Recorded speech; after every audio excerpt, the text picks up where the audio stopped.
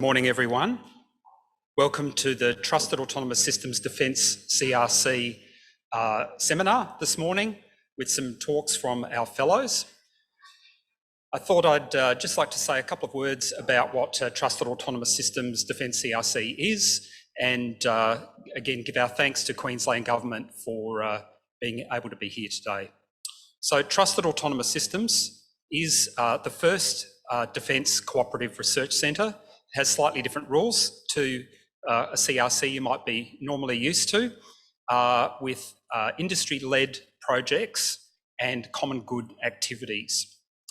So what we aim to do is achieve an asymmetric advantage for the Australian Defence Force through the work we're doing, and we look at technologies and developing and pulling them through that will be game changers for defence. So that's changed the way that they fight or operate in a way that's a significant improvement. So today we will hear a little bit from our fellows on some of the research that they're doing. The themes of these research areas have some unity here in the sense that one of the key challenges we saw for the future was related to semantic machines, machines that understand the meaning of the information that they hold so that they can better understand not just their perceptions, but their meaning and situations in the world.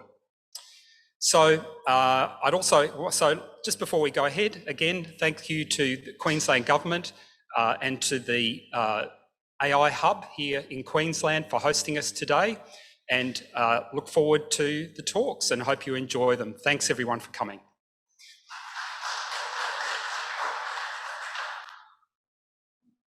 Hi everyone, thanks so much Jason. Jason Schultz is our CEO. I don't know if you introduced yourself, Jason. So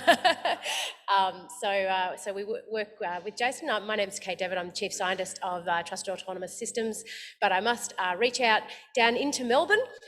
So Simon Ung is our Chief Engineer, and I know that he's particularly sad to miss out on these presentations today because a lot of the passion and the excitement around what these fellows is doing is really connected to Simon's vision, I think, of the potential of trusted autonomous systems. Indeed, my own vision as well, and Jason's and others at the centre, we feel that these fellows bring a diversity to the way you could imagine the capability of autonomous systems that we think is really needed. So we don't have just 4 engineers, for example, who've all doing machine learning things. Sorry, Andrew, I mean, machine learning is really important, but we, you know, there can sometimes in these dialogues, the conversation can be sort of stacked around a particular capability. And what's exciting about the fellows is that they all can broach between the scientific and the engineering and the mathematical to the human and the social and the meaningful. And as Jason said, the semantic aspect. What does it mean? What does a robot understand when it sees the world?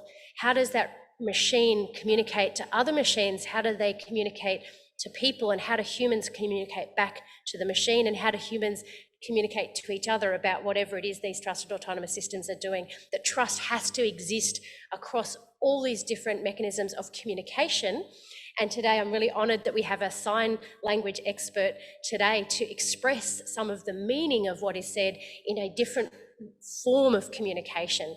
So that's enough from me, I think. So really thank you all for coming to today's presentations. I'm really just going to chair some timing, so make sure that we keep to time. Presentations are going to be between about 15 or 20 minutes each to allow hopefully at least 10 minutes of questions. So please, if you're on Zoom, welcome to the meeting. We definitely want to include your questions and your intellectual ideas. So please put your questions down in chat and we'll answer those in the question time and talk to each other. And those who are present here, please raise your questions at the end of the talks because I think a lot of the value today is the AI community and robotics community in Queensland.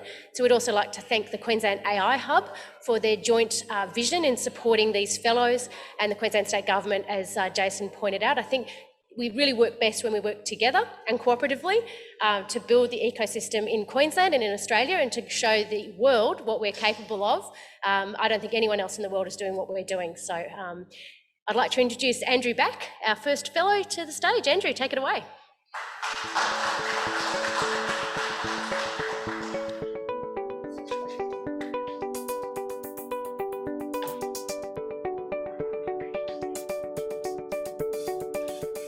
So thank you for the opportunity to speak. And to set the scene, have you ever thought about been in a situation where you felt that something just wasn't quite right? You couldn't put your finger on it, but you couldn't explain why. Now, I'm not talking about one of those Hollywood movies where the psycho's behind the door and it's so obvious. I'm just talking about those things, those situations where you experience these subtle cues every day, but you're really not quite sure exactly how to piece it together. You know, they seem friendly. This is a nice shot. Or something's a little bit off here. I'm not quite sure what there is, but there's something that's twigging. So, you know, in a way, this is probably the perfect scenario for building a model of paranoia. And all I can say is that it's a nice place to build models, but trust me, they're out there. So you might have heard people say something like, you know, when I see it, I can identify it, but I can't explain it. And really, this is exactly what my project, my work is about. It's actually trying to put an understanding, a model to those situations where you may not think that you can understand, but yet there's something happening. And so the basic idea is really that we exist in a world where everything is communicated by language. Without language, we really couldn't exist. And so the idea is that there are actually these subtle cues that are occurring in everyday life that we can think of as language, and yet it's not necessarily human language. So those things that I mentioned are exactly that idea, that what we're calling as synthetic language. It's really the idea that there are cues, there are dialogues that are happening that are not necessarily human language. And it's a bit like joining a conversation, trying to catch up on the joke. You know something is going on, but it's not necessarily spoken. And you know, we could even call this something like synthetic sensory perception. There's something happening and we'd like to understand what that is. So our story really begins with a quick look at the way that we've viewed science and understood the world in the last 100 or much longer, 100 years or so. The idea is that essentially what we're doing is we're building a model that allows us to take some input data from almost any imaginable source. We're then learning how to predict the output or classify the data in some way. And this is kind of the way in which the world has operated for some time. How do we make sure our model is accurate? I mean, this is really one approach that we are well aware of in terms of that we take some input data. That might be then that we have some desired output, some training signal, and then we're using those errors between the desired output and some sort of teaching signal to adjust and change the model itself. And so with this broad approach, what we see is that we can actually form models of the world from anything from regulating temperature to controlling jet aircraft or building pacemakers. And this has served us very well. It's not going to go away anytime soon, but it's actually something that is profoundly embedded in our technical society.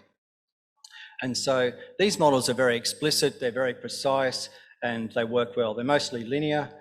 And then you could summarize, if you like, the last 30 years of machine learning, something like this, where we've had the capability of taking the data, introducing various algorithms. We've got then ability then to form nonlinear classification systems.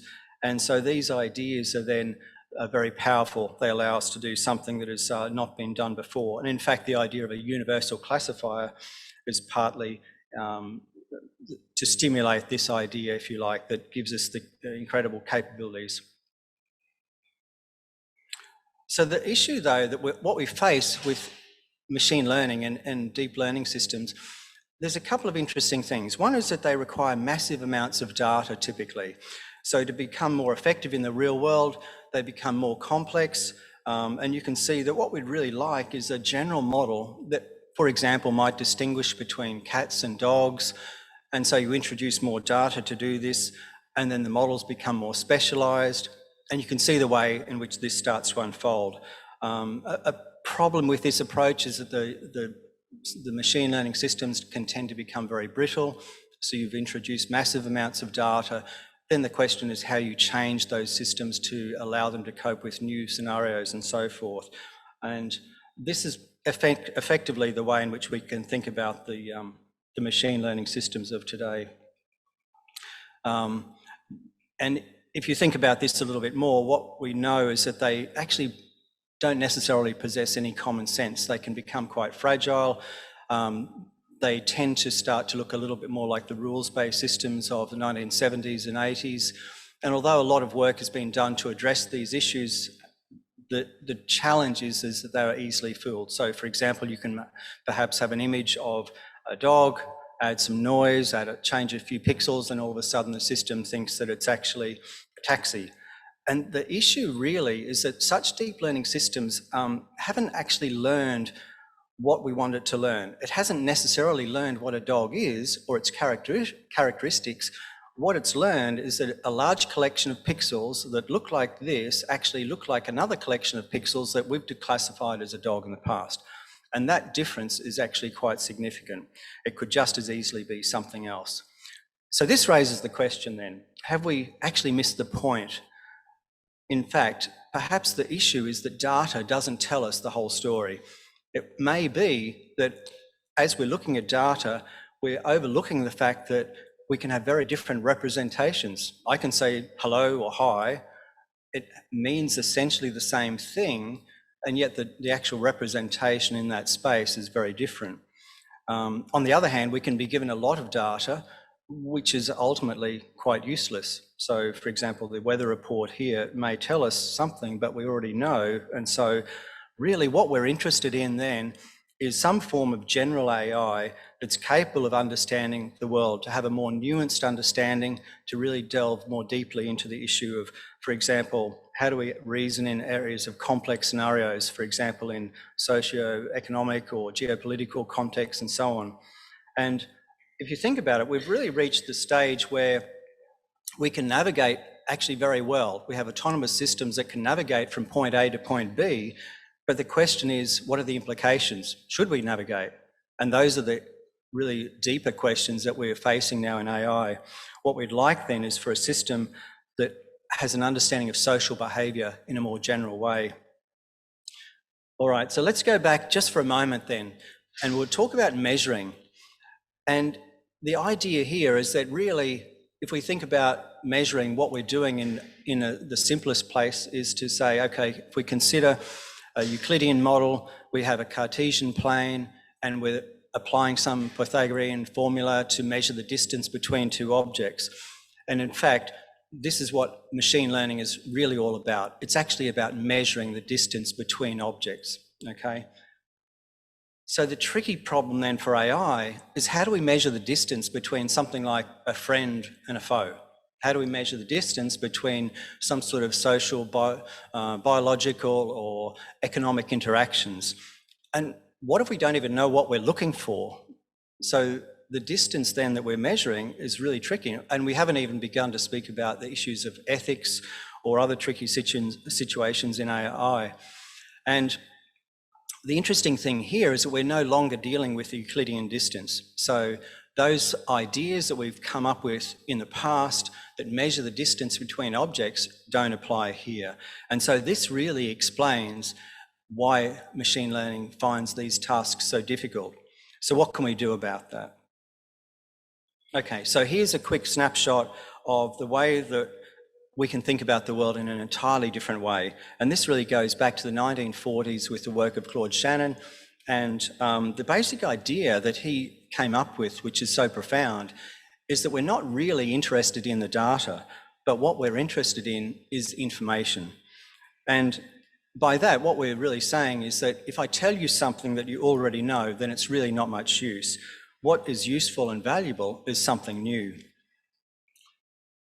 So for example, if you look at this sequence of symbols here, A, B, A, B, this is all fairly predictable until we have a surprise event, okay? So the idea is that what I really want is not something that I've already heard, but it's really like an interesting conversation. What I'd like to know is something that I haven't heard before. So how can we think about this in more precise terms?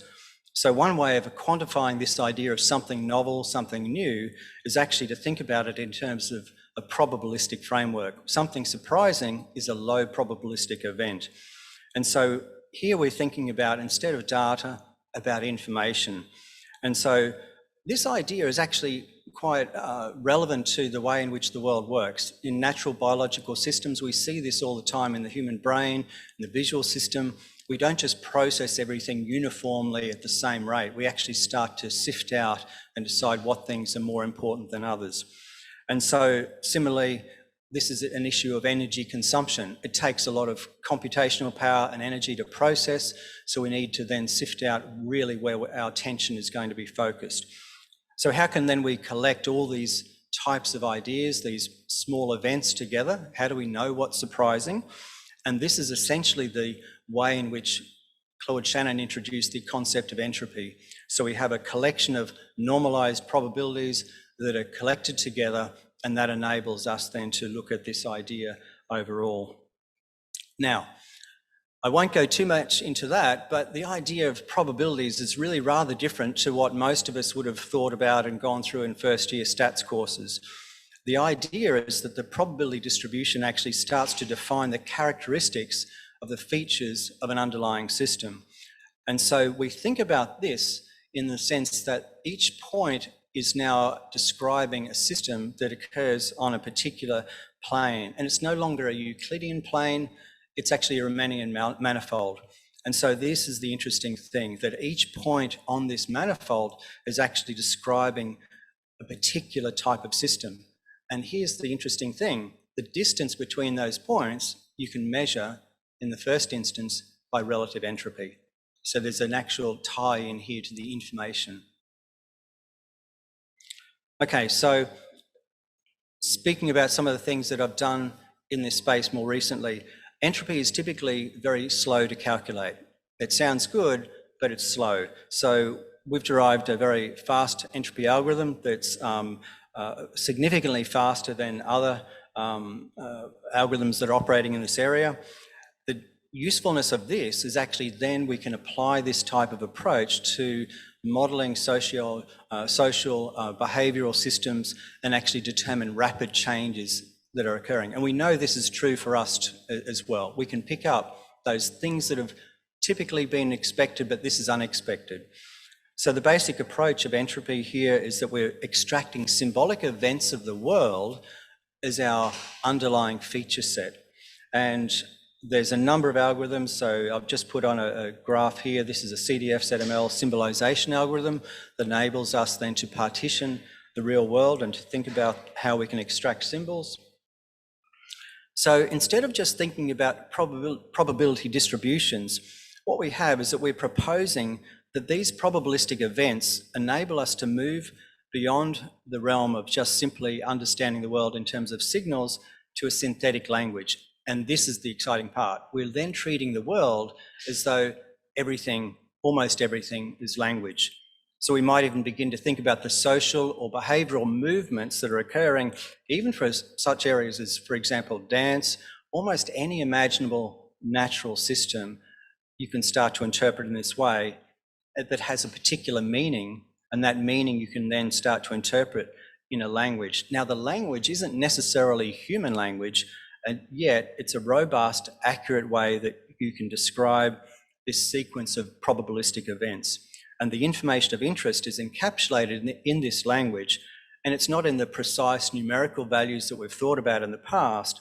For example, we might have a synthetic language of 5 letters total, of 3-letter words, phrases of only a handful of words long, and that may be rich enough then to describe the world. And in the simplest possible terms, we can use a synthetic language to begin to write down exactly what's occurring. And so there's an example that I've put down there. So just to highlight a couple of examples. Here, what we've done is we've actually taken not the speech itself, but we've taken the distance, the pauses, if you like, these micro shifts between the speech signals is actually our fundamental symbols used in a synthetic language. And you might think, well, what's the point of that? What does that give us?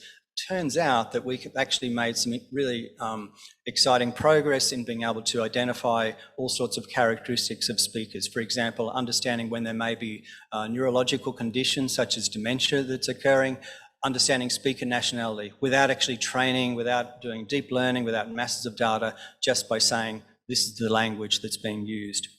And so these are some promising results. This is another example here. So on the left in the red, you'll see a classical entropy applied to a particular behavioural signal. You really can't tell much. It's obviously there's something going on. When we apply the particular algorithm that we've developed here of fast entropy, all of a sudden you can see these significant changes that are occurring in very short spaces of time. So that's something else that's been helpful to be able to show. Okay, so one of the interesting things that comes out then, if we think about the world in this different space of synthetic language, all sorts of questions come out. For example, how many letters should there be? What about alphabet size? If you think about the literature, you can read up on the way in which human languages have changed, letters have merged, introduced various changes and so forth, but there doesn't appear to be any very strong research that shows us why we have 26. I mean, is there a reason for 26 letters in the English alphabet, 32 in the Cyrillic, or whatever it might be? And then you've got spoken languages, so you have a certain number of apparently fundamental basis elements. Why is that? Is there a reason? And so we've developed an information theoretic model that does actually give us an understanding of exactly why that would be. And so there is a reason for that. Now, the usefulness of this is that it actually helps us to understand and appreciate that there's a basis for proceeding further in terms of our own synthetic language of the world. And so here on the left, there's a graph. You'll see the two places are there for, they're indicating the alphabet sizes predicted for English and for Finnish. It's one of the richer languages, and then on the lower right, it's a graph that is actually showing, or rather on the graph, it's showing the space where there's a phonemic alphabet size. So the model we have actually predicts fairly accurately the reason why we have 26 letters in our alphabet, why we might expect there's around 40 to 50 phonemes used in the spoken language and so forth. We then took this further and then applied it to something completely different to say, okay, if there's some underlying basis, maybe we can then think about this in terms of the genetic code. And so we've been able to do that as well. And that turns out that we can understand and form a model of exactly why we're seeing the genetic code form an alphabet of 20 amino acids. Okay, so let's move towards where it's heading. We have perhaps the dynamic view of the world, and we can see that it's not just static in one sense, but ultimately we're trying to then model, if you like, the way in which we're thinking about behaviour over the space of some change over time. And this is really just the starting point. So what we're really saying is that everything is language. We're really moving into an information theoretic age, and this requires us to think about new ways of the world.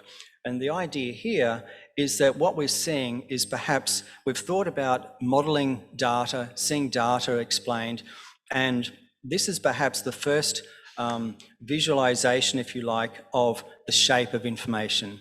So if we've got a surface that's describing points on the surface that indicate information, that surface changes over time, then this manifold is curved. We're then able to start to form shapes. Those shapes form an understanding of the world. We're not looking at the data, but we're actually looking at the way in which we can visualize information. And so this is perhaps the first visualization of information that we've actually come across and been able to produce. So in summary, we've got a number of things that are interesting and exciting that this opens up. There's a number of algorithms. The robustness is due now to language. We can then start to think of things like emergent human-machine conversations in this space. We've got a natural identifiability and explainability that starts to emerge in this way. Trust is possible, perhaps, or potentially, as an outcome of information theoretic advantages. This particular machine has told me something that I can rely on that has high impact or high value. So that tells me potentially that I can have a trust. So trust is then an emergent property rather than something that's precisely defined. You then potentially look at things like autonomous capabilities that are based on a particular view of the world with a particular language. And meaning then is starting to look to us like it's based on speaking the same synthetic language that conveys the most significant, high impact, high value information to us on a need to know basis. And then finally, our idea is to look at the world in this sense that across the spectrum, it's not about the precise key signals, it's actually about the key information that we need. And so we're passing this on from one level to the other, and our agents work in this way. So that's where I'll finish there, and I'm happy to take any questions. Thanks very much.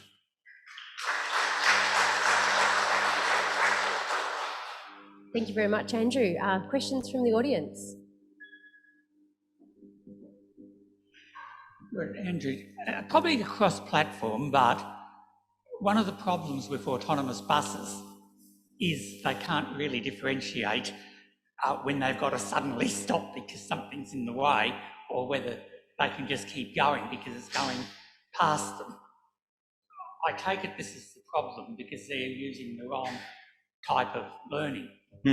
Yeah, that's a good point. I mean, this is kind of the idea. It's that we do very well. So I'm not wanting to demean or to denigrate or in any way criticise the deep learning. I mean, this is extraordinary progress that we've made. So this is really saying, okay, where do we go next? And this is the obvious thing. We've come to rely on the amazing advances, and we start to then assume that there may be a higher level of human intelligence that should exist, but things that we take for granted. How do we do that? And the issue is that we can go a certain way by training on precise examples. So, you know, for example, Uber's advanced self-driving vehicle program had to train their systems on not just people and not just cars, but on a person that's half a person leaning into a car. That's actually important. You don't want to hit half a person. So, but the problem is that you get more and more of these precise examples, but ultimately you might miss the common sense ones. How do you deal with that? This idea is really saying maybe there's some completely different approach that we can think about in terms of looking at the world. And this idea is that you've got these cues, these subtle things, and it may not be a massive space. It's just more like a person running towards my bus. I should be aware of that. Is it a dog, a cat? Is it something I should know? So yeah, it's a Said it is, because if you're on an autonomous bus and something comes within 5 metres, even though they're going slow, it just shams on the emergency brakes, right, and makes standing impossible for passengers. Yes, this is another problem too. There's a lot of social issues, and the social, ethical, philosophical issues are really where this is aiming towards. This is thinking about how do we bring in those in a natural way into the whole space of AI. So yeah.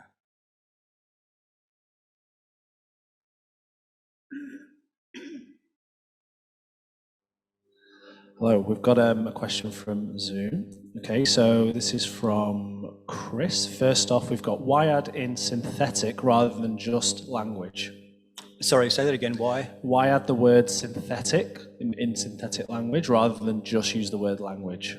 The reason is because I guess it's a personal sort of a decision, but there is some literature that does use the word synthetic in a different way, so I acknowledge that.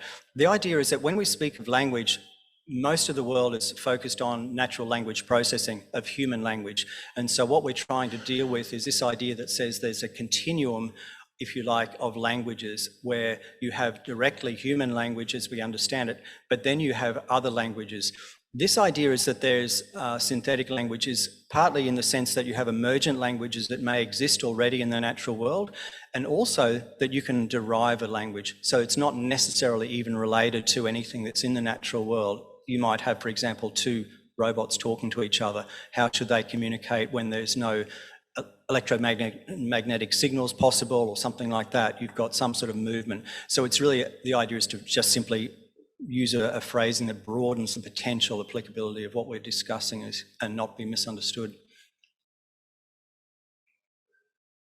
So there is another one there that actually segues straight into this question. So this is about the potential of synthetic language communication between robots. Is there a chance that we might never be able to understand the meaning of this new robotic language? That's a really good question. There's a few philosophical aspects here that there's a lot of work to be done, obviously. In one sense, there is an explainability that's possible. So some of the research that we've done actually indicates that when you're looking at translation, if you've got an unknown language, how do you then translate that language? Now, in human language, you typically always have somebody that knows the language or some means of identifying that. So language acquisition in this space is something that I've been looking at quite closely.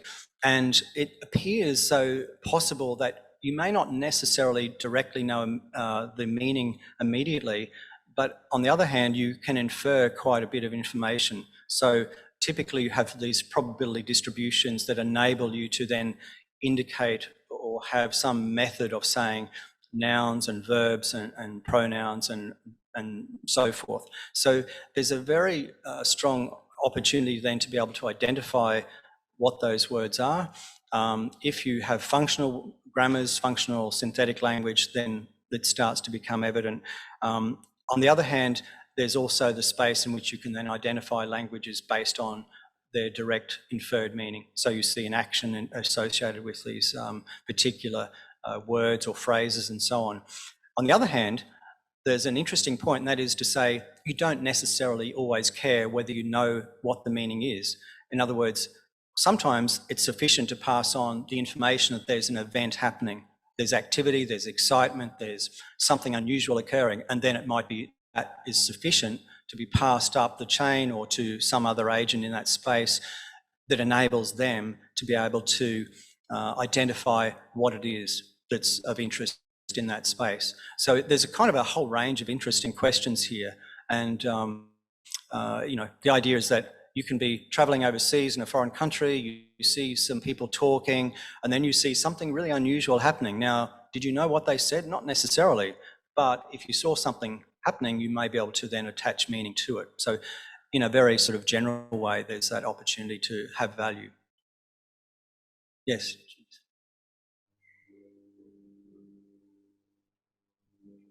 Thanks. I know you've done some really interesting work taking a look at Meerkat Communication, and I assume that was related to their audible communication between one another. And I know to some degree there was some not such conclusive or convincing result from it, but it seemed to me, and I'd wonder whether you consider taking that kind of thing further and looking at how it might frame. Like, for example, if the meerkats are in their enclosure, and then you're aware of what their baseline communication is like, but then say the zookeeper who feeds them comes in, and watch how they're, knowing that it relates to semantic meaning of that is that it's food.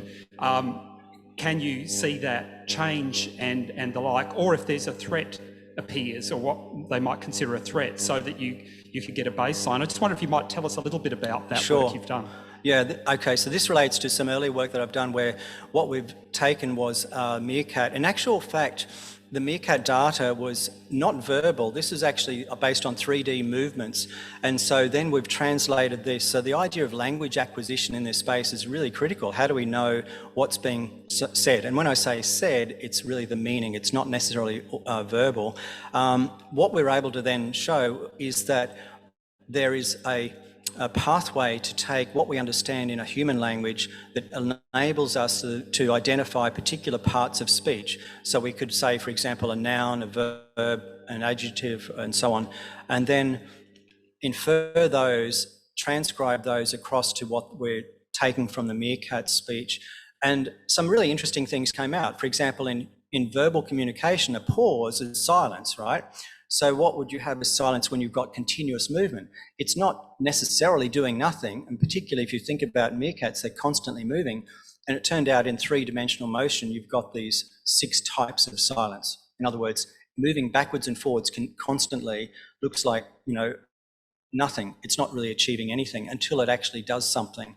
And so we're able to infer then a number of words, and the latest results that we have are showing that it looks to be possible to infer somewhere between a few hundred and a few thousand synthetic words in a language, even if we don't know what that language is. Now that's quite significant, and you might think, well, how's that possible? Well, it turns out that actually language, if it exists at all, typically has these structures. So in other words, if there's a language that's occurring, it's being used, it doesn't actually say something that is completely random. It will start to indicate things like the most common functional words. The most common functional words might be something like to. It's going from me, I'm going from this point to this point. So yes, and then the next step is to actually then tie that into a grounded truth of actually saying we know precisely. The philosophical argument then starts to come in. If I say a tree is blue, do you care? I know it's a tree. So there's a lot of issues there that starts to come in where we can have communication happening and it may not be necessary that we understand precisely what's said in every instance. Thank you so much, Andrew, and thank you so much for your questions. We have many more questions, Andrew, that we are going to make sure we get to you, and I encourage everyone on Zoom to email Andrew. I think the Andrew's email address is in the chat. I'm sure Andrew would love to hear your questions to have some thoughtful responses to them, but thank you very much, Andrew, for your presentation. Thanks very much. I'm mindful that Jason and I took up some minutes at the beginning, and I want every fellow to have their full half an hour. So I'm going to invite Jess to come up to the stage, and we will have our morning tea. So don't worry, there will be morning tea, but I'm just going to truncate morning tea a little bit. So we have Jess for the full half an hour, 20 minutes presentation, 10 minutes of questions, have a nice morning tea, about 15 minutes, and a hard start at 11 a.m. so that the next two fellows do get their full half an hour. So thanks very much. Welcome, Jess. Hello everyone. I'm going to tell you about my project, which is the Auslan Communication Technologies Pipeline Project.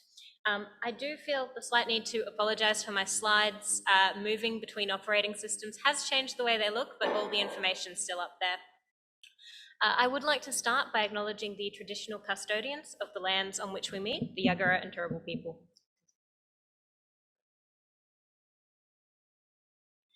So the Auslan Communication Technologies Pipeline is an Auslan in, Auslan out system for human-machine communication, which is a very fancy way of saying I'm trying to build Alexa for Auslan. Why am I trying to build Alexa for Auslan? Well, I'm calling it that because I like the alliteration, but that's not the whole reason behind it. What we're seeing in the commercial marketplace is an increase in conversational user interfaces, which are voice-based technologies. These are built from AI technologies, and they've been enabled by datasets or corpora, which is the linguistic term, of spoken and written data in a number of mainstream languages, most notably English. These are exciting from a technical perspective because it's helping to fulfill the promise of ubiquitous computing, the idea that computers will be available everywhere and that you can have natural interaction. For any geeks in the audience, think about the Star Trek computer. The fact that you can say at any time, any place, computer, do this, and it happens. The problem that we have is that these technologies are inaccessible to deaf people. In part because for a lot of deaf people, English is not their first language, a sign language is. And also because when deaf people speak, they often have what's called a deaf accent. The big problem is that if these conversational user interfaces that are entirely voice-based become the new norm for computer interaction, then deaf people could be locked out of emerging technologies. And it's not just me saying this. This is a problem that members of the deaf communities around the world have identified, including notably Professor Christian Vogler of Gallaudet University in the USA. So, if we take the idea of a conversational user interface and we consider Auslan, which is Australia's sign language, we can think about the pattern of behaviour we need in this Alexa for Auslan context. Firstly, we need to be able to recognise Auslan signing. So this has some sort of pattern of attention getting, so that the device is listening in the same way your Alexa starts listening when you say, "Hey Alexa." We need it to be able to recognise individual signs, especially key signs that are connected to commands. And we also need it to be able to recognise a whole utterance or sentence in sign language. We need it to be able to process the signing and respond by doing whatever action has just been requested. And then it needs to sign back, either information that's been requested or some sort of status update. Yes, the lights are now turned on. Your Uber will arrive in 25 minutes.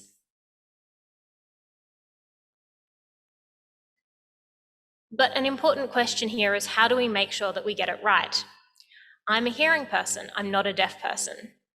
But my background is in participatory design, which is all about working with users and communities to make sure that the technologies they will be using suit them and address their needs. I'm particularly fond of participatory design as an approach to creating new technology because it allows us to celebrate and center the needs, abilities, and expectations of the users that we're working with. It also helps to improve the development process. Every decision in the development process becomes about addressing deaf people's needs and wants in the new technology, right from data collection, where we can focus and make sure the data being collected, the language data, is appropriate. We make sure that the way the system behaves fits in with how deaf people will expect it to behave, and we are able to work with deaf people to verify the accuracy throughout the process. It also promotes community control, especially of data. The deaf users who I'll be working with will be able to control the data they provide in the sense of what vocabulary and signs get captured, and also who is able to access the data that they provide at different phases of the project. So what will this Alexa for Auslan actually be capable of? As you can see, don't 100% know yet, because we haven't got into the nitty-gritty of working with deaf people. We're still going through recruitment processes at the moment. But there has been some work done in the US with deaf people over there, asking them what they would want out of an Alexa-type device. A lot of the things that deaf people want from these technologies are the same sort of things that hearing people want from these technologies. Usually asking questions, what's the weather like? Or useful functionality like setting alarms. So my expectation is that we're going to see Australian deaf people having similar desires from these technologies, but I can't say for sure until I actually run the participatory design sessions.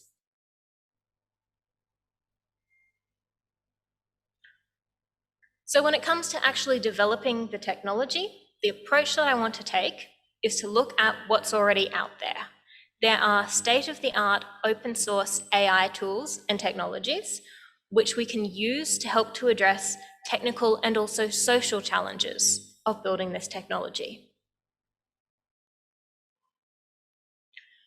One common problem with voice-based interfaces is privacy. What's happening to my data? Is it listening all the time? Is the recording being sent off to Google or Amazon or Apple? And am I comfortable with that? Deaf people talking to me about this project have raised the same question, but of course, to capture sign language, we're probably having video input, not just audio, which has even more privacy concerns.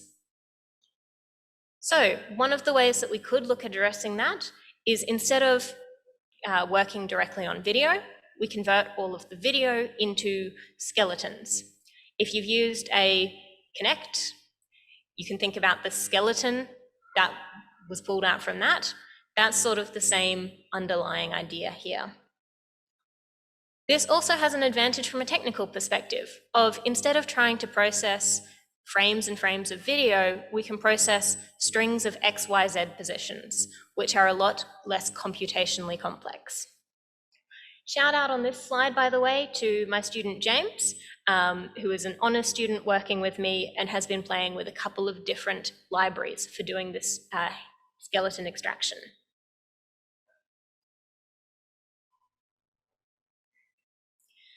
I do want to show you a quick video by another of my students, Joseph, who is just about to finish his honours, who has been looking at, can we recognise some of the hand shapes that are used in Auslan using this skeleton-based technology.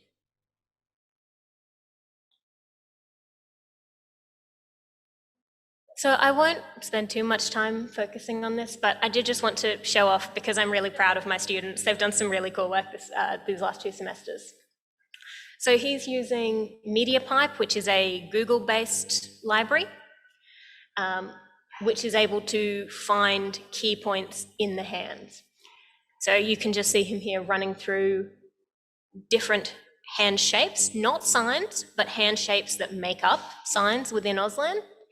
And you can see the little flickering at the corners, the accuracy or the confidence of the model that he's using to try to predict what hand shape is being used.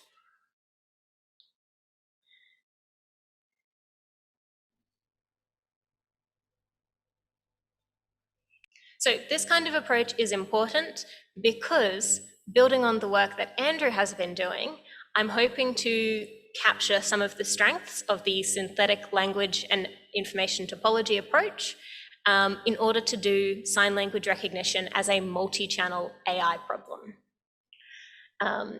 Now, bear with me as we walk through the next couple slides. I want to give you an example of what that might look like. So within signs, there are a couple of different elements that are used in order to classify signs according to linguists. These are hand shape, which is literally what shape is the hand in. The hand shapes themselves don't necessarily have meaning, but they're named after signs that they're commonly in. So this, for example, is the good hand shape. This, for example, is the bad hand shape, and patterns like that. The next one is orientation, which is where is the hand pointing. Location, usually somewhere in signing space or somewhere on the signer's body. Movement, which can be movement of just the fingers or just the hand, or path movement through space. And then expression, which should not be called expression, but is because it gives us a lovely mnemonic of home, like Sherlock Holmes, that refers to non-manual movements, so anything not in the hands. This is important because it gives us a way to break down signs. So the example I want to use here is the sign funny, which looks like this. In Auslan, much like in English, there are two signs funny. There is funny haha and funny weird. And the only difference between them is the expression that you're making. Also the context. Usually you can tell what a sign means from the rest of the context of the sentence. So if I have a video clip, then I can go through and I can recognize that across the 3 frames, the first 3 frames here, we have that hook hand shape, which is an important part of the sign. But we can also see across the last 3 frames that we have the smile, which tells us which version of the sign we're actually looking at. So across the 4 frames of this particular sign, obviously there'd be more frames per minute, but for this example, this will do. We can get a sort of fuzzy recognition of our home elements to say that with a relative degree of certainty, this person has just signed funny, and they meant funny ha-ha. Now, we need to generate Auslan outputs. There's a couple different ways of doing that. I'm actually in the middle of trying to hire an animator for, in this example, animated signing out. But there's also some really exciting work going on with generative adversarial networks, which you might have heard of as the technology behind deepfakes. Instead of using them for evil, we can use them for good to generate what Auslan output would look like in a more human-like, less uncanny manner.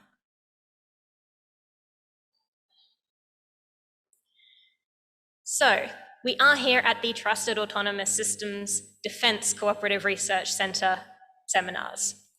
So, I have got a lot of questions of how does this relate to TAS and the defence context? Well, this approach to technology has a lot of both industry and defence translation possibilities. Obviously, the first translation possibility is Auslan technologies. It would be absolutely amazing if we can get to a point where there is a commercial conversational user interface in Auslan that could then be extended to other sign languages. But there could also be Auslan communication tools. It could support native language access to technology and technology-mediated content. Think about automated translation of web pages. We could get that in Auslan. And also educational tools. for deaf people, but also for hearing people or young deaf children who are learning Auslan for the first time. It would be great if your computer could tell you, no, you haven't got that handshape quite right. It also opens up the field of human-machine gestural interactions, having not just sign language interfaces, but unique gesture-based interfaces that could either be standardized or developed by every particular user. Much longer term, we could get some really cool technologies like robots that are aware of your body language, or human and robot non-verbal communication. This could be especially important in, say, industrial contexts, where the way robots behave currently can be dangerous for humans because we don't know how to read them. But if the robot senses that you're there and sort of jerks away a little bit, it says, ooh, I've noticed you, you're safe, I'm not going to run into you. Much longer term, there's extensions from this work around robust multimodal processing of not just sign languages, not just spoken languages, but body language and much wider context. That's probably beyond the scope of my work, but it's one of those exciting possibilities that we could see built on in the future. This project was actually inspired by a conversation with the folks at DST working on what they called the Kelpie project. The idea they had is that a farmer working with a Kelpie can gesture or whistle, and the dog already knows what to do. So we're trying to find ways to have the machine system that knows what it needs to do, that is able to understand human gesture, and importantly, Australian Sign Language. So I guess my big argument here is that the Auslan Communication Technologies Pipeline Project has the potential to unlock an entirely new field of gestural human-machine interaction. Alrighty, thank you. Any questions?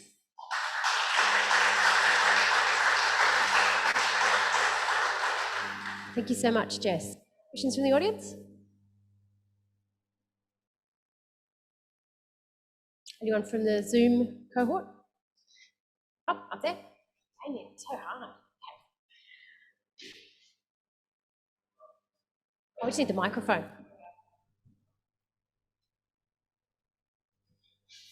Thanks very much for your presentation. I found it fascinating. I think that the military applications of your work are significant, and many of the points that you raised in terms of how human and machine teaming can be enhanced by the use of hand signals or non-verbal type gestures is really, I think, significant potential.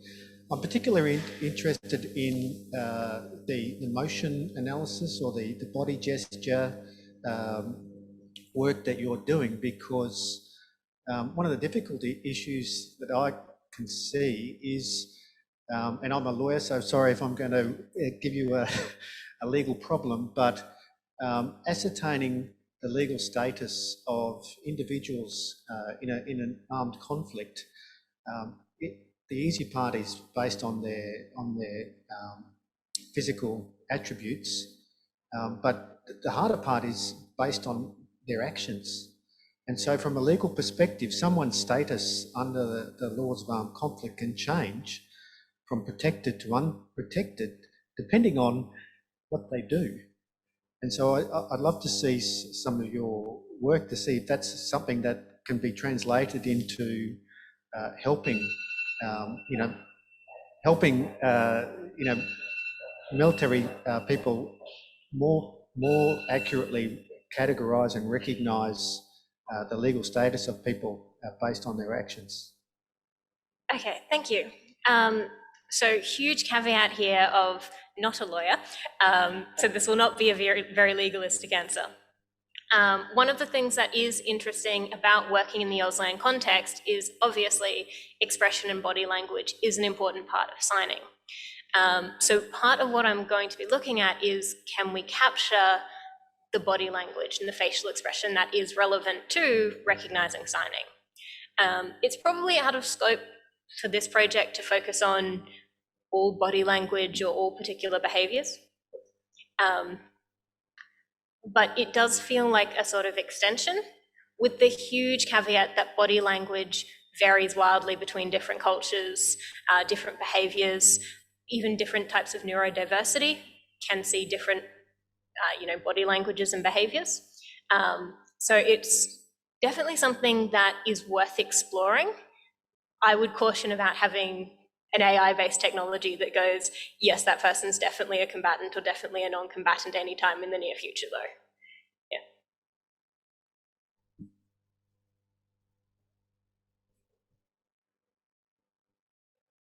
Any? I'm not sure it's on. Oh, there we go. You're good.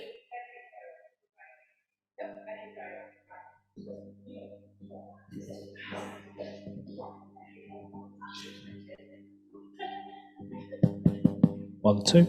Hi, Jess.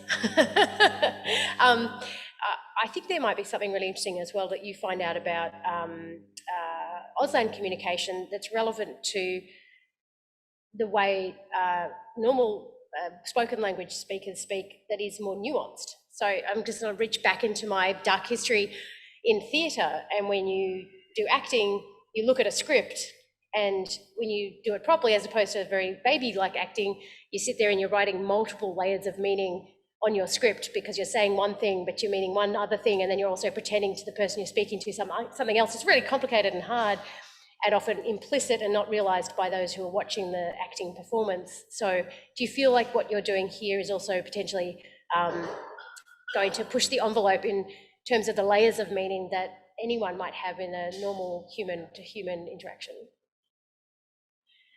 Thanks, Kate. That is a great question, and honestly not something I'd ever thought about. I think I have to take that one away and think about it and get back to you, but we can have that conversation later.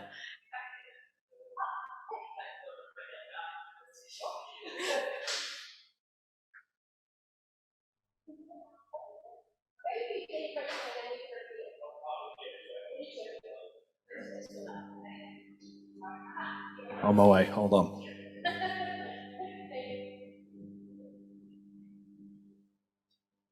Hi Jess, great presentation. Just wanted to ask, with your building this project, is it more so a framework for the first time this sort of stuff's happened before? Because with the with ASL, the American version, there's probably a couple of different nuances around how that is structured compared to the Auslan structure.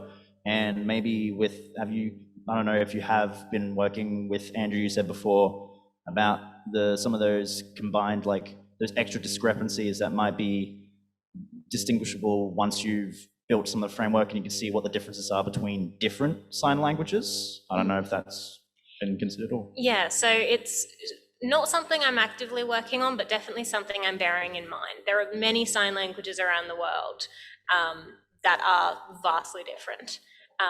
We're actually beginning to see, with more internet access, slightly more blending together of different sign languages, but that of course comes with all sorts of caveats around internet access and who has the ability to connect with people. From the Auslan side of things, Auslan is a related language to things like British Sign Language, New Zealand Sign Language, and I think South African Sign Language. But even then, they are like, the differences between them are probably comparable to like the differences between Australian English versus English versus American English. ASL, by the way, not at all related to Auslan, so very different sign languages. So yes, definitely worth considering the fact that there are very different languages, and the fact that anything I get working in Auslan, we can't just ship off to Britain and it will work the same. Potentially with retraining, if we've got the right sort of data, it can be quicker and help, folks in the UK. Potentially in America, might need more training because it's a greater difference of language.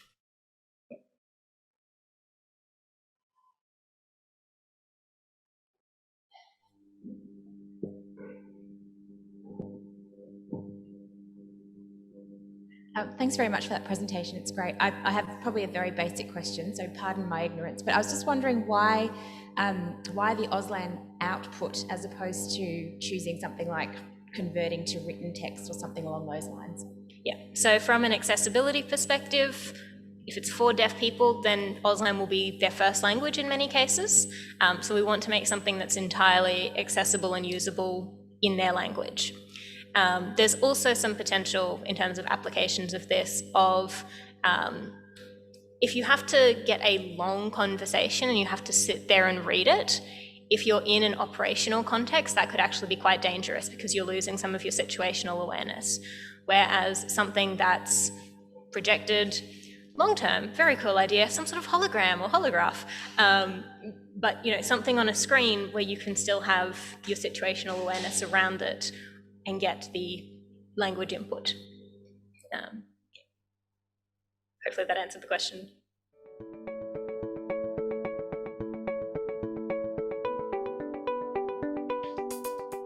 Okay, everyone, I hope you had a nice morning tea for those who are here, and for those on Zoom, I hope you've had a nice break and some cup of tea or something to move you through. We're now delighted to present the third of our TAS Fellow seminars. So no more further ado, welcome Beth Cartier. Thank you. So I represent the wildly interdisciplinary perspective on trusted autonomous systems, where the more radical of the disciplines is narrative analysis. But first I want to acknowledge the Turrbal Yagara peoples, who are the traditional owners of the land on which we stand, and pay my respects to their elders past, present and emerging. And one of the cool things when you look at a map of the Turrbal and Yagara clans is they overlap where we're standing. And that's particularly interesting to me given the topic of my talk, which is about overlapping contexts and overlapping frames of reference. So I imagine that where we're standing is actually a site of great creative force. So that title is actually the broader topic of my fellowship. And at the moment, today, I want to focus on a sort of more specific translation of that, which is using narrative to understand how trust adapts in the real world. And because we've probably got a wide spread of disciplines here and maybe some lay people, let me unpack that a little further, because those terms mean particular things to different disciplines. So when I say narrative, what I'm referring to are reasoning structures which evolve, and I'll talk more about what that means in a minute. And also, even though we might all think we know what is meant by the real world,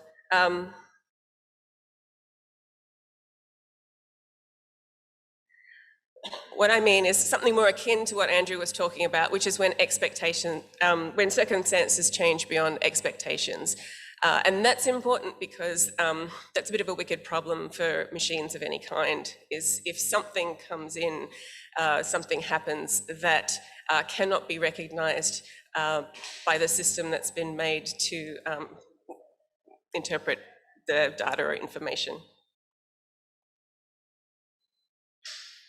So translating information is my theme today. My background is the fine arts, and part of the invisible work I do is spend a lot of time translating what I know into something that's useful in another field.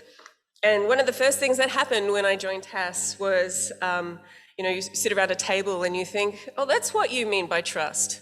Oh, okay. So let's talk about how trust manifests in my field. One of the first talks I gave was about believability in agents and AI.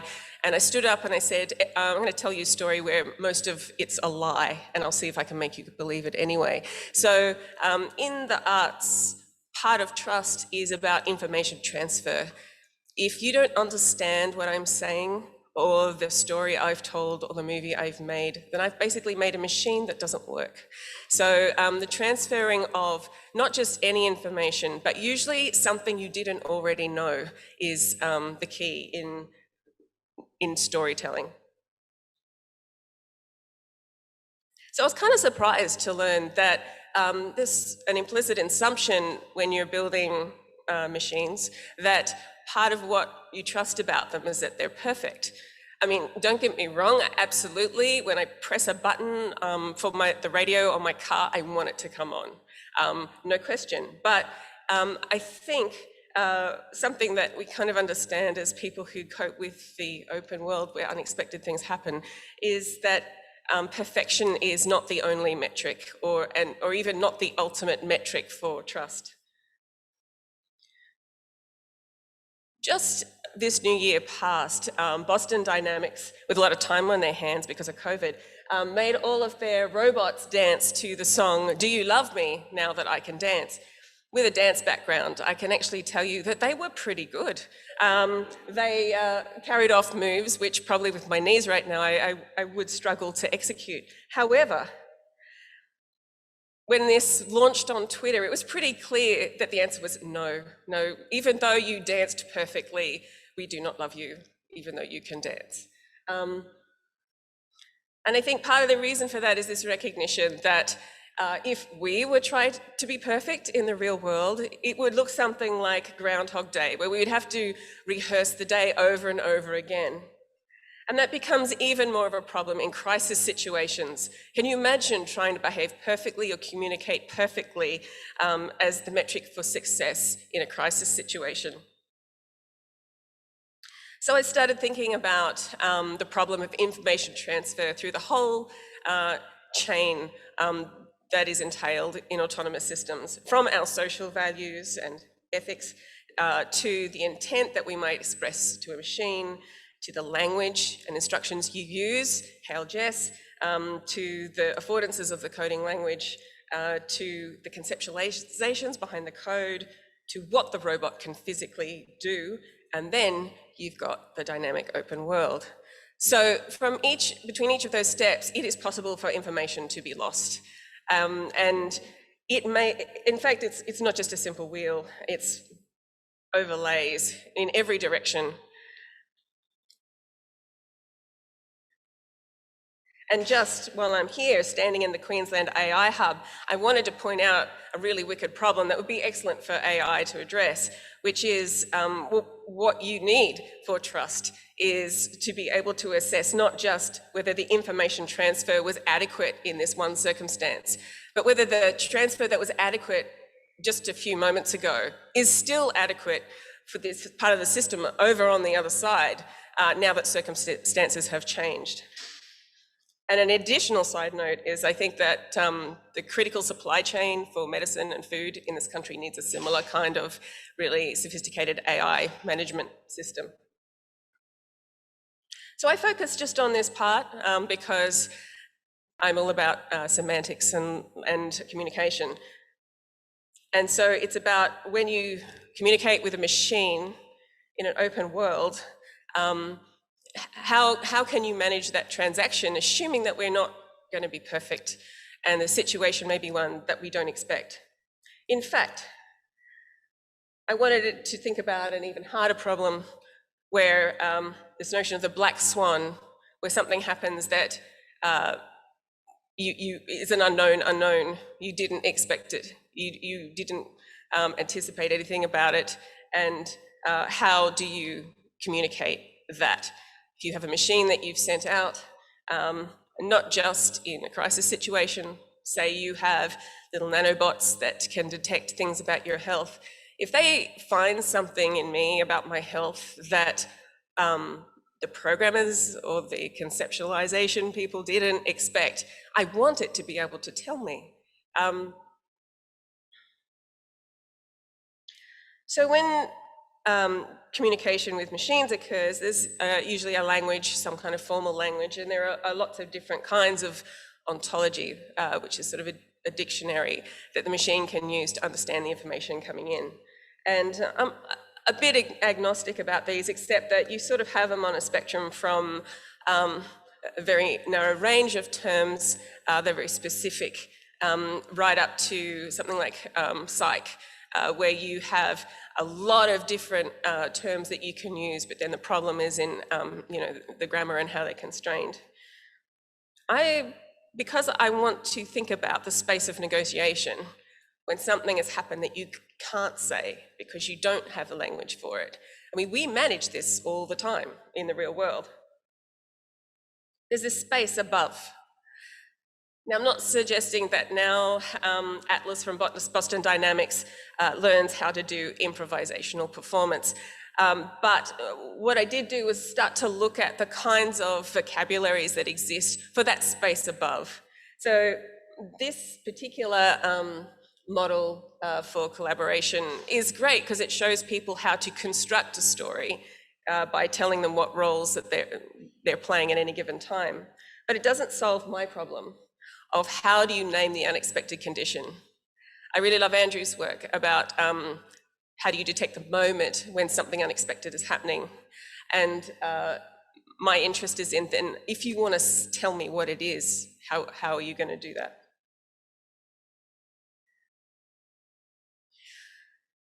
Fortunately, narrative can be thought of as a kind of machine for naming the unexpected condition. In a range of fields, it has been noticed that stories are the moment where things diverge from routine. Once upon a time, the little girl was walking in the forest and she did it every single day. But on this day, she met a big bad wolf. So it's the time a story will capture the causal sequence of a specific circumstance. I spent a lot of time thinking about what those structures look like, but to give a quick overview that's not painful, let me give a quick example. I give you the word wolf, and we kind of think of a fluffy woodland creature with teeth. But if I put it in another context, and I say, once upon a time there was a wolf, we're in Little Red Riding Hood, then we have a different wolf in our minds as the inference. I can keep going, and in fact, this text you're about to see is a paraphrase of a story that actually exists. The wolf is poor and weak and always kind to everyone and often had a headache. So now we've got a different wolf in our heads. One day while he was out walking, he wandered to Grandma's cottage and got such a fright and yelled, "I'm repelling an invasion," and he ate her up. So there are some things about this informational package that are seemingly contradictory. Why is he poor and weak and always kind to everyone and yet eating Grandma? So as we assemble more information, it can be that some of our inferences start to conflict. What's nice about reading a story is that usually the information is crafted for you in such a way that you can put together a coherent situation model. There's a lot of work done in discourse processes about this way that we kind of absorb information, then we integrate it and we kind of slough off some of the details that we don't need to make sense. Those details are always available to us later on if we need them, and bring them back if circumstances change again. In this case, we learned that this story is actually a fairy tale being told by a dictator, and that's what makes this story coherent. And now our inference has changed again. So I just wanted to illustrate the layers of inference that occur, and in this case, pretty quickly, to get us from something that we all knew and all understood, the Red Riding Hood story, or even the notion of a wolf, and quite quickly get you to an idea of a wolf that's much more specific and maybe you didn't expect. And that's part of the machinery of storytelling.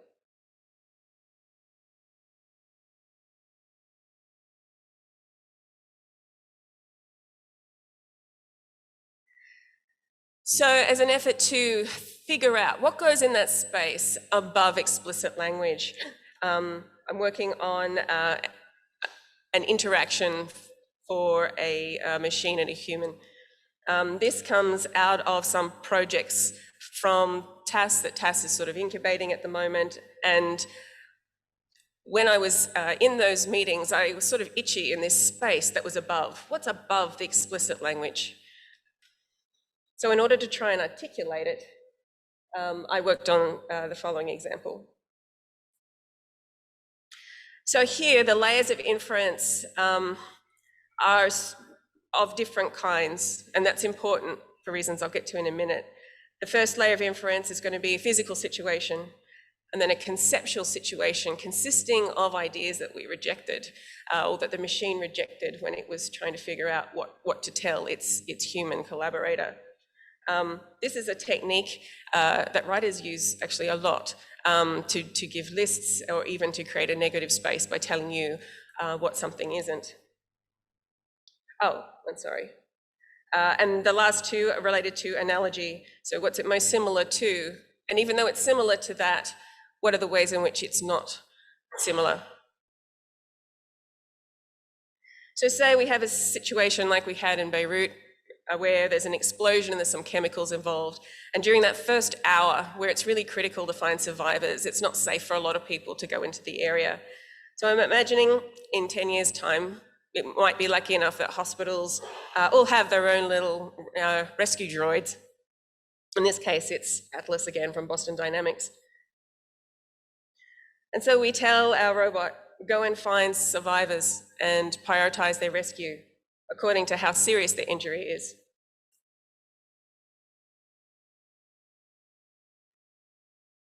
And Atlas does this really quickly. And so it comes back and gives the first round of information. I found a human survivor, but there's some extra conditions that suggest risk. So that's pretty vague. And at the moment, the survivor could be kind of anybody, and the danger could be kind of anything.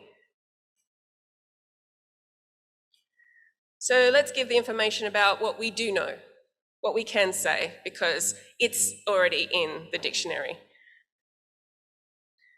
A man in a white shirt is alive, but unconscious, and he's in a building that's a curved wall, but has no roof. So we've narrowed down our survivor. Now I'm going to talk about what the unexpected condition is. We know that there's some kind of water in this situation, and I know that because you told me that if there's water or fire or smoke or electrical cables, I should probably mention it. So I'm going to mention that there's water. On the human side, it could be anything, any kind of water. So let's narrow it down. I'm going to tell you what it isn't. It's not, because I checked, but the right number of pixels didn't match. It's not rain, swimming pool, river, ocean, tide, bathtub, or flood. Out of those options, which is the most similar? Which are the terms that had the best match, but then you rejected them anyway? It's most similar to a flood and a tide. Well, why didn't you like those terms? Because the water is too small to be a flood, and it's not connected to an ocean even though it's spreading, so it's not a tide. Now we can go back to one of the other kinds of situations to narrow down further. What kind of entities are close to the water? We've got a human, a wall, a ground, and a pipe. So let's define this. We're going to call this thing pipe water. Is this pipe water touching the human in the white shirt? Yes. So because the unexpected situation that a man might drown on a city street has come up, we're going to prioritize the rescue of this survivor. The problem with inference is precision, and even though pretty much nothing we do in terms of communication is done without it. So I'm working on a way that you could move between these layers to have tighter reasoning eventually. I developed a method for text and then eventually used it on films to keep track. Here you've got, I'm going to go into a lot of detail here, but at the top you've got your different layers of inference. What are your frames of reference? This particular one is for the Red Riding Hood as a dictator story. In the middle, I have things that move in that I'm interpreting, and down at the bottom, again, I won't explain why there are 3 columns, but that's basically where you put together your interpretation. And I use nodes with words in them, just like other knowledge representation, and also indicate relationships with lines. But I also have containers in my representational system because I want to keep track of how that particular cluster of ideas is going to change in the next instance. So sometimes I have to bound them off. And because I'm about information transfer, I show the moments of transfer or influence. And there may be ambiguity, I need to indicate that too. It's in different states that I'm not going to bother talking about right now. So I put together my different layers of inference when I'm keeping track or I'm bookkeeping this. And you can see how you take different parts of each of the layers, you can knit them together. It's very much like stitching or weaving. While we're doing questions, I'll let these play. So when you are trying to illustrate something that isn't usually illustrated, you need to make a new representation for it, which is sort of the problem, like turtles all the way down. So I've made a series of tools to try to capture what that complexity of that interaction between inference layers is. And I've reached the limit of those two. Although I, like Jess, I had a student make something for me, which was really cool, but not quite what I was after. And so I'm working with my partners and hoping to make another tool as part of this so that there can be some precision in what kind of information is presented and when it's presented. Thank you.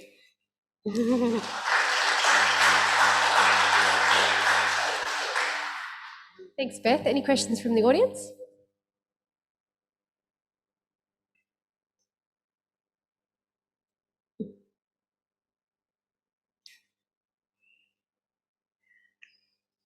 Complete story. There's no unknowns. No unknowns. I'll ask a question. Okay. What are you finding particularly challenging in your project at the moment? What's something that's really hard? Oh, the tension between the kind of things and tools that I know from my background, and then the requirements of a completely different field, often which require a lot of learning of vocabulary just to understand what the problem is, and then to interpret what you think the problem really is. So the bridging of disciplines is just the most, if you show me a problem, I'll probably have an opinion on it, but to understand what the problem is when it's somebody else's field and someone else's language, that's where all of the work is.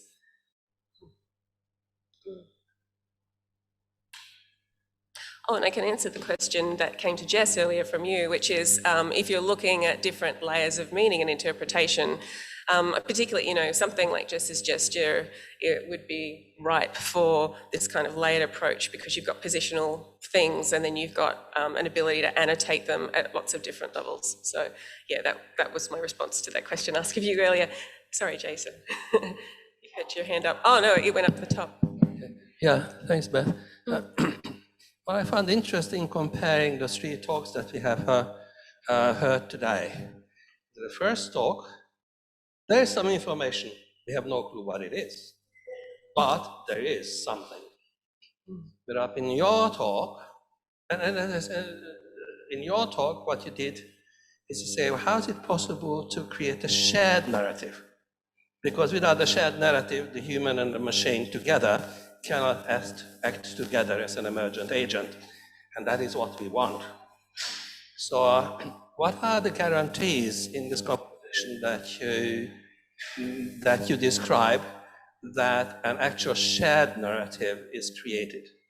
Yeah, I didn't get to that in this example, but I do when I'm writing a paper about it.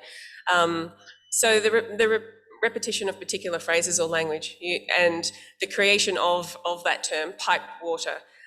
This is something that actually happens all the time. We make terms that are specific to our situation. An example that I looked at for this was therapy for post-traumatic stress disorder, where you've got a situation in mind for the patient, and you assume that the therapist has some sort of parallel model in their mind, but quite different interpretations of it. And so in the example that I liked, the therapist is trying to say, you did the best you could. And the person who had somebody die on them in the battlefield says, no, I didn't, I failed. And so eventually, after 7 rounds of therapy, he uses the words, I see that I did the best I could. And it means through all of that conversational process, all that interaction, that phrase has come to indicate I I'm referring to this particular situation, and I'm using your words because that is a situation to indicate this is a situation we now share. So an aspect of this method that I didn't go into today is the importance of using, agreeing on phrases during conversation. So the obvious one is pipe water, but there's also the thing that at the end where, the commander says, this survivor, you should prioritize the rescue of this survivor. The robot doesn't say yes, the robot says, I will prioritize the rescue of this survivor. And there's a further step I didn't talk about, which is then the machine will make an offer, which is, and I will also tell Central Command that they need to shuffle the order of their survivor rescue. And one of the reasons for that is, besides just being helpful, the interpretation of the new idea back through some offer by the robot or language by the robot is a kind of quick check on, has the robot appropriately contextualized this new piece of information, which also, incidentally, the commander could give new instructions on. So this is going to be a new protocol for blah, blah, blah, blah, blah. And so now you've got this little addendum to the expected plan. So, for me, the verification is partly in using shared language, but it would also have to be a lot of back-end verification in terms of, on the human side, if the robot says these words to a human, in general, what a human's going to infer, and then use that to sort of tailor our understanding of the weaving process that moves between inferences. Thank you for your question. Well, I think last question, Jason. Lucky last. Thanks. Part of my question may have been answered in what you just said, but the dance that's occurring between entities here in pulling out the meaning, and particularly as a form of new meaning is ascribed to something, is quite a critical point. So it seemed to me that, you mentioned about Mephisto, the Dale Lambert stuff, and you still need some way to ground that meaning, some sort of shared meaning, even if it's constrained on the machine part with the people. So the people understand when the machine says that, that's what the machine thinks. So it seemed to me that maybe some structured thing is still needed in order to compose. So it has to ride on another structured thing. And like I said, I'm a bit agnostic about what that thing is, because my thing is all about, okay, we're going to get over this gap, and we're going to get over this gap by relying on the superior power of the human inference, and give the human inference the opportunity to fill that gap. And to be honest, I think no matter how good machines get, we have this problem in our lives all the time. Even in my own family, I'm often thinking, what are you talking about? And so I don't think this is a problem that's going to go away. We all have different situation models, and no one exactly can replicate, our inner experience of them. And so the problem of translation, I think, is always going to be there. Just a quick comment. I can't help but think that something like Da Vinci, built on GPT-3, could be posed some of this and could help with different interpretations. That might help. So the machine could help. Maybe you mean this interpretation rather than that one. I'm an arts person, and so any potential implementations that you can see, I worked with a computer scientist to figure out, where some of the hooks were on the back end side, but, I don't mind. However, this is future work. This is projected work for 10 years' time. So, if you have ideas about how to implement it, please come talk to me. Okay. On that note, well, thank you very much for your presentation, Beth. Thank you.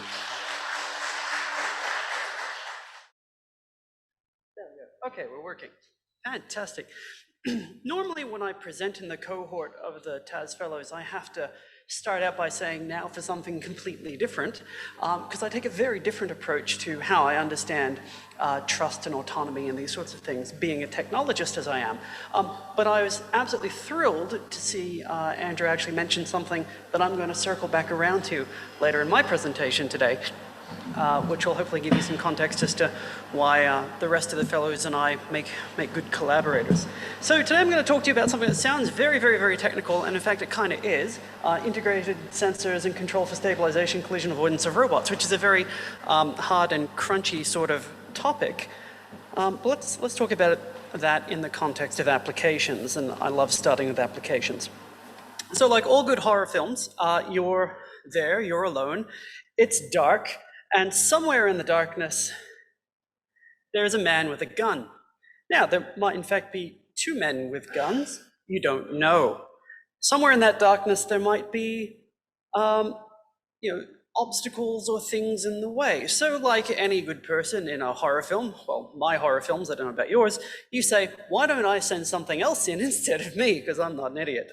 I'm gonna put a drone into this space. Fantastic. But in the space, there might be walls and doorways. There might be corridors and branching passages. There might be furniture, tables and chairs and other obstacles. And if it's in a combat situation, there might be smoke, either intentional or accidental. And you don't know what's inside or where to go. And at this point, the sort of drone required to navigate and understand the space starts to look pretty complex according to the standard way of building a very smart, very capable, sensor-driven platform. Okay, that's great, except I can't afford that, I don't know about you. When I go into my horror films, I've just got whatever my budget can afford. So let's take a different approach. Let's say instead of having one big, really capable drone, we have a whole bunch of very basic ones. And instead we send them out through that environment and we look for things like heat signatures. We look for things like carbon dioxide. And we use our drones to spread out in that space, build up some sort of map using very basic sensors, and the ones that find the obstacles, targets, or things of interest that we care about can start to broadcast and say that they found something. They can do it much quicker, much cheaper, and hopefully nobody has to get shot by anything. Sounds good. All right, but how are we going to do this without these large, expensive, fancy sensors and brains that I was talking about that, frankly, I can't afford? Well, that's an excellent question. I'm going to take the axiomatic approach and say that if you have a miniature aircraft that's flying, the one thing you're going to have available to you in all aspects where you might use it is aerodynamics. And we have things like rotor wakes and complex aerodynamic environments which will interact with our helicopter and create some patterns that we can identify, things like rotor swirl and vorticity and ripples in a pond. And by understanding and detecting these interactions, we could be able to infer and perhaps avoid and map objects in our environment by reading them back as a type of sensor modality. All right, so this is a type of blind navigation. We have no radiating sensors unless you count the rotor propulsion as being a form of radiation. We need to understand how that rotor wake works. What's it doing in free air, what's it doing if we're flying around, and what's it doing in proximity to obstacles. Then we need to build some hardware, because I love building hardware, and that's kind of why I get up in the morning. So we're going to need some sensors and some sort of feedback control. And then at some point, we want to try and do some obstacle avoidance using that, and it would be great if we could do it without relying on a brain. And that requires us being cleverer. Alrighty. There was a great debate in aerial robotics, and those of you who have a background in unmanned aerial systems will recall that we could not decide whether drones, so quadrotors, four-rotor flying robots, were attracted to walls or repelled by walls. And I remember going to conferences and people were very, very passionate about this, saying, no, I flew close to a wall and it just got sucked right in, or I was flying close to a wall and it got pushed away. And people and even videos to support their position as to whether walls were attractive or repulsive to drones. So what's going on there? Clearly it's more complex than just walls good, walls bad. So what does a rotor do in open air? And I'm going to draw some things here, and so I don't get murdered in my sleep by aerodynamicists, I just want to highlight that these are for given RPM, known rotor inputs and current, and the force distributions are indicative only, and the flow streams are just what I can do in PowerPoint. Please don't kill me, call off the assassins, because people in the aerodynamics community really care about this stuff. All right. Your rotor is going to look a bit like this. It's going to pull in air from above and push it out down below. and out towards the tips, a little bit will circle around and get sucked back in again. Now, at that point, you're going to have a thing like a vortex. It's going to be a swirling little eddy of air, and you get an annular sort of cycloidal sort of shape of air. I don't know how you translate cycloidal. I apologize. It's going to be like this. Anyway, there's a torus of air. I'd love to know what the sign for torus is. Fantastic. If you need me to stop, let me know. All righty. The consequence of this is that out at the tip of the rotors, you're going to get less thrust because you're putting all of your effort into accelerating these little swirling eddies of air. Right, but overall, you get a certain amount of lift on either side of your rotor. In contrast, if you're translating through the air, some interesting things happen. Your flow pattern looks markedly different. You have a bunch of air being pushed down through the rotor, and you also have a component of velocity going across the rotor. And together these form what's called a wake-skew angle. As a consequence of this, you have a condition called flapping as in what a bird would do, related to the path that a rotor blade would sweep out as it goes around in a circle. And as a consequence, you get more thrust at the front of the rotor relative to its direction of motion and less at the back. And it looks a bit like that. A lift asymmetry. Alrighty, let's think about objects. Now as we bring our rotor down out of the beautiful, perfect environment of free air, let's come close to the ground. At that point, the air being thrown down by the rotor has nowhere to go because it's going to start piling up against the ground. And as it has nowhere else to go, it moves along the bottom surface of the ground. As a consequence, it produces an increased pressure below the rotor. That has the effect of causing the vortices at the tips of the rotor to smear outwards and take longer pathways. That means they'll have more viscous forces slowing down those vortices, and as a consequence, you can put more work in to speed them up again, and that gives you better thrust. And as a consequence, overall, you get a higher amount of lift being generated.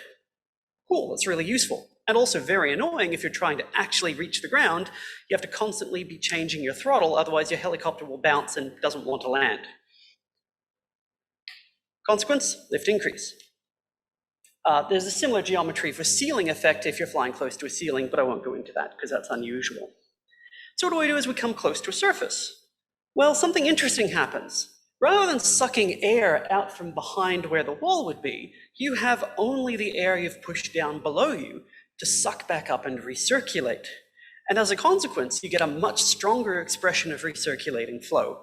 That means you have to accelerate that air faster and faster and faster to get the same amount of lift as you would from free air. As a consequence of that, you get a substantially reduced amount of thrust close to the wall. And you have another lift asymmetry, an overall decrease in the amount of thrust you're producing. These are exacerbated and combined if you get into what's called corner effect, which is where most people arguing about the performance of rotors near walls are actually flying. They tend not to do it above their head height, they do it down close where being sucked into the wall doesn't destroy your aircraft. And at this point, you have a combination of ground effect and wall effect.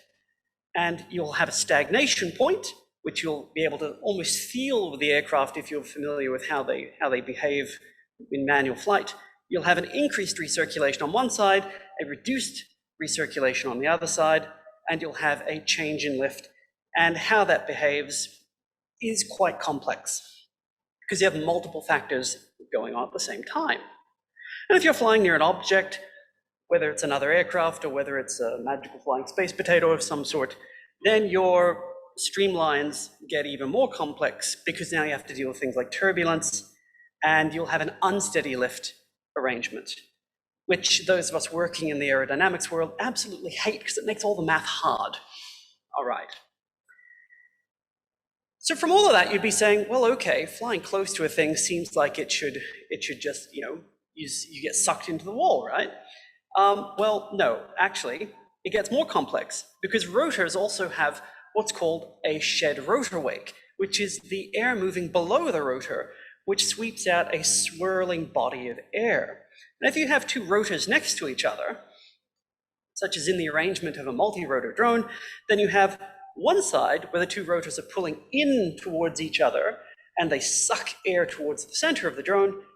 And on the other side, that same air is pushed back out and you get a repulsion effect.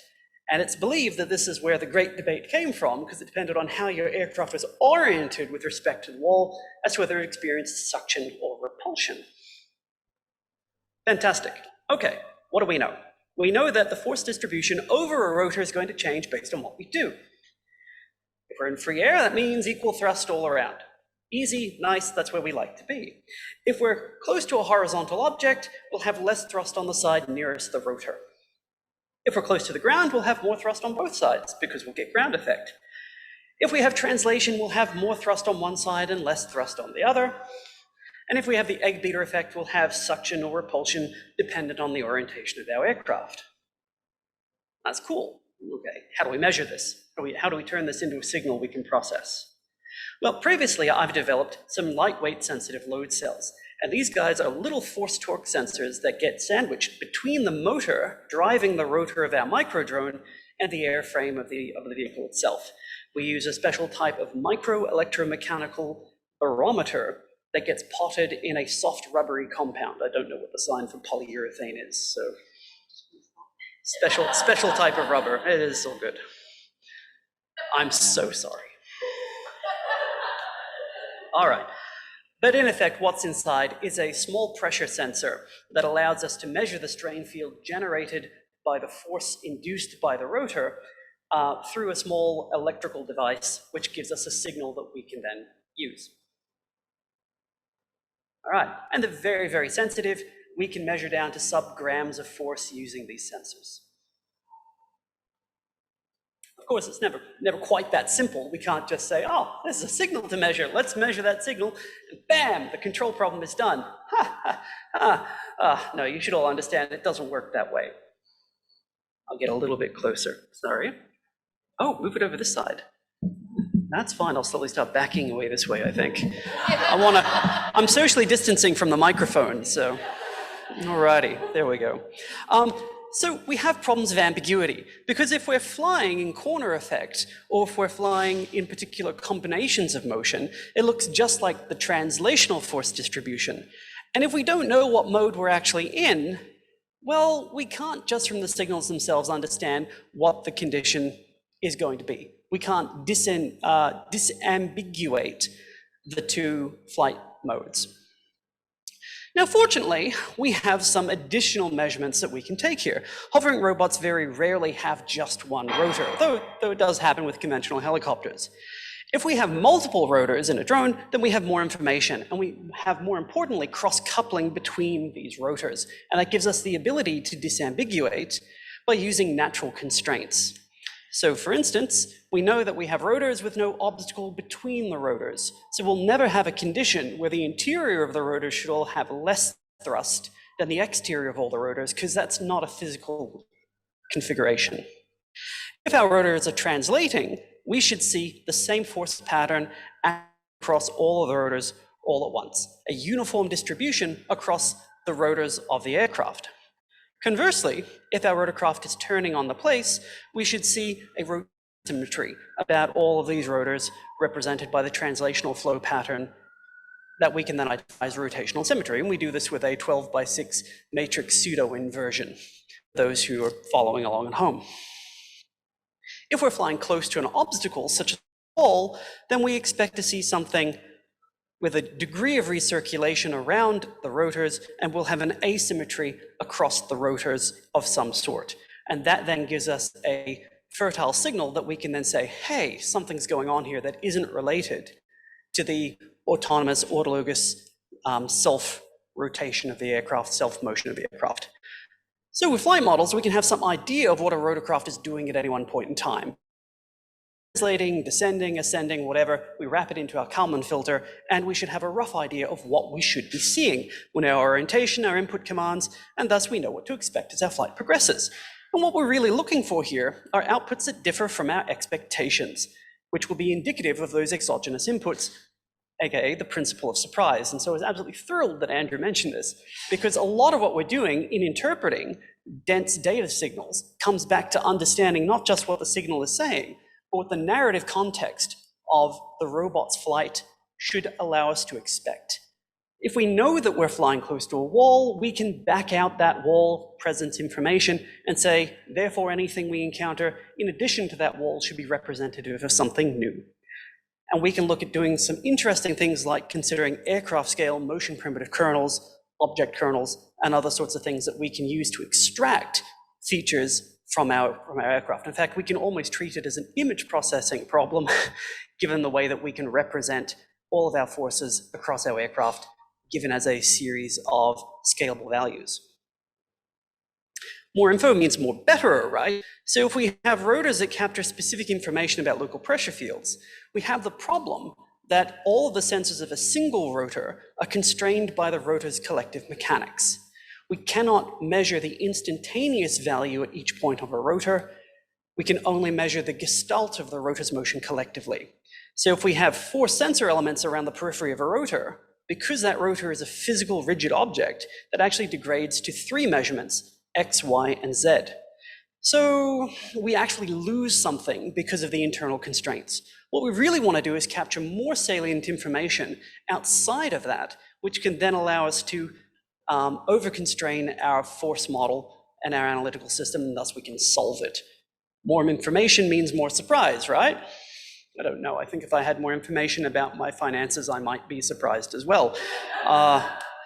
Check your bank statements, right? So can we get spot measurements in our flow field topology? And those of you who know a little bit about my research will say, yes, we can, by using a different type of sensor that's not rotor coupled, but is separate from that, but still captures flow field information. And they're our Whisker Sensors. And our Whisker Sensors are really nice. Here's a cute little video of them working. We have those same force torque sensors I was just talking about, but now instead of a rotor, each of them has a tiny whisker attached to the end. And they can measure down to 3.3 micronewtons of force, which is about the weight of a flea. And here we have an array of them, which helps even out some of the noise from having very, very lightweight contact sensors. And here you can see them moving in contact, but they're also precise enough to capture the force of human breath from about 0.5 meter away. Right, so how are they built? Well, they're the same process, except they have a fine fiber. You apply load at the end, and then you get a positive or negative force subtended at the base. Again, I don't know what the sign for subtended is. Induced, made, created by.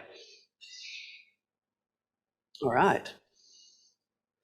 So what do we need? Okay, let's make a piece of hardware that grabs all these things together, so we have all of our measurements, all of our data, all of our controls, all in one place. We're going to need some sort of rotor force sensor. Great, here's one I prepared earlier. We're going to need whisker force sensors. Got that too. We're going to need inertial sensors. All right, we can buy those off the shelf. We're going to need high-speed control of motor phases so that our motor can be modified in order to produce the forces we desire dynamically. That's a little bit harder to do. And we need rotor speed measurements, which should be simple, but wound up being quite complex. And we're going to need to measure our motor current and voltage. And of course, enough brains to stitch it all together. So if you take all these parts together, you get an interesting arrangement, which isn't an electronic speed controller, but an electronic force controller. We're basically fusing a BL-Heli BB2 ESC with our sensors, with an entire Pixhawk flight controller, if you're familiar with Pixhawks, and that's becoming the single unit that drives the motor directly.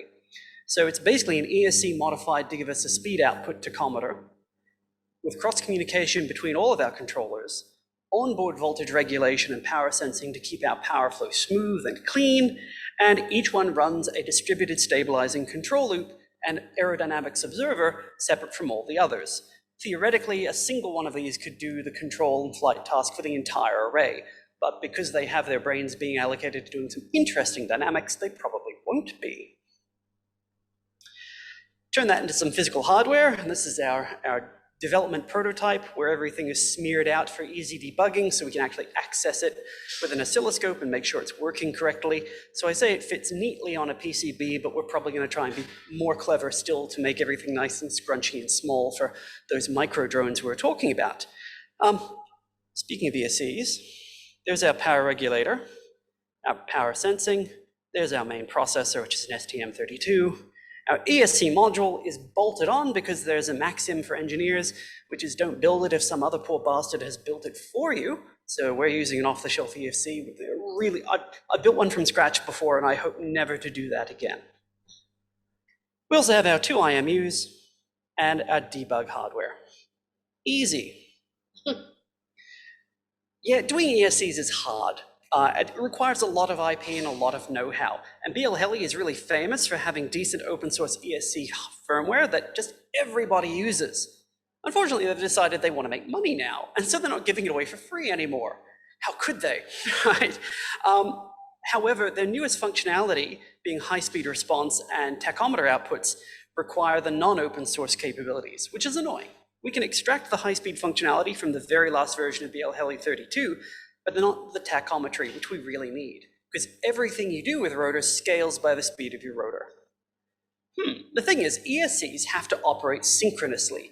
They have to be able to commutate the motor. So even if we can't make the ESC computate the rotor frequency for us, it's still implicitly there. So what we do instead is we tweak a pin of the firmware, which is open source, to simply say, toggle 1 pin on, toggle 1 pin off every time you see it. And then we know it's going to just crank out another signal that will be synchronous with the phase measurements, and we don't have to do any of the complex phase detection parts. We just have to measure the rising and falling pin. So hey presto, we change our output topology, and suddenly we get that data very nicely.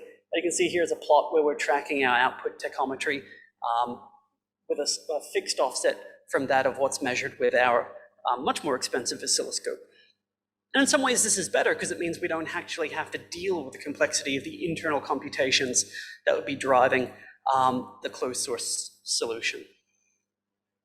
So while we're at it, we've upgraded our force sensors. We've added a 5th calibration barometer so that we can compensate for temperature variation and thermal drift, and somehow we've made it fit in the initial footprint of the original design, which is a bit of a hat trick. Great. All right, at this point you're saying, I thought you promised us obstacle avoidance, not just control, and that I did. I'm going to talk about that real quick because I believe we're running out of time. Yes, okay.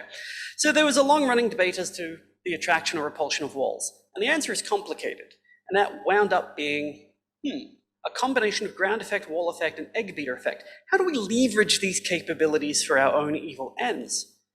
So ground effect, we know that we can use that by tilting the rotor slightly, so that as you get close to a horizontal or an inclined surface, you'll start to push yourself away. And we've previously demonstrated that we can stabilize the position of an aircraft by leveraging this effect.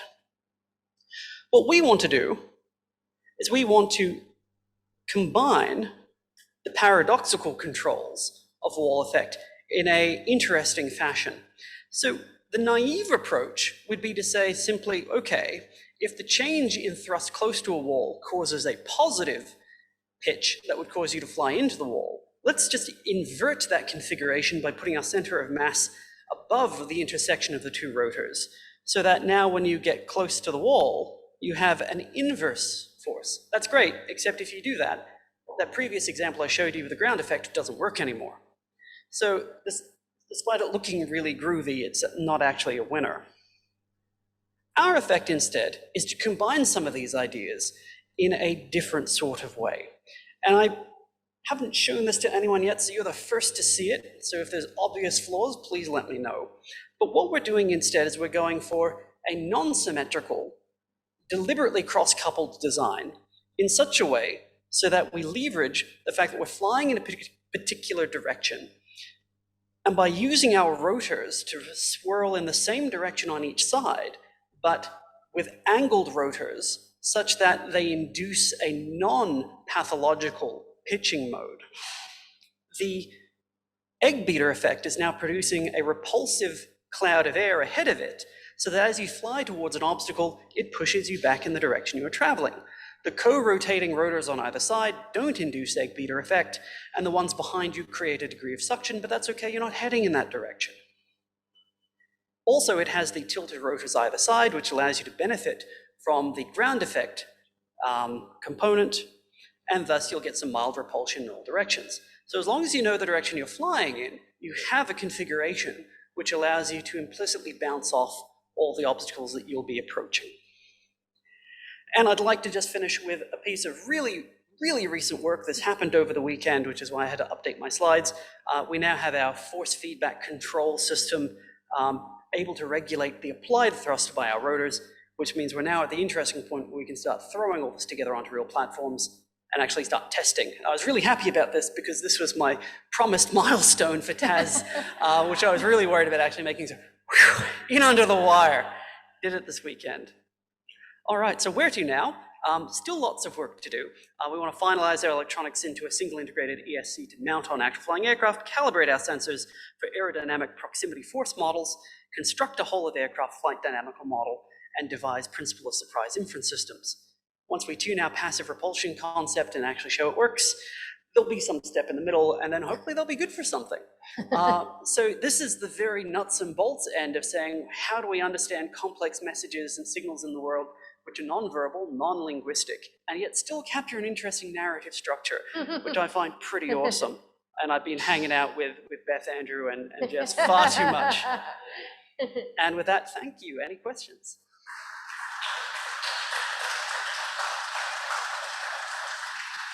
I do promise, I do apologize. I had thought there was an hour-long presentation, not a 20-minute presentation, so I've taken a little bit more, but I promise that if you ask me questions, I will answer them afterwards. So. All right, any questions for Pauline?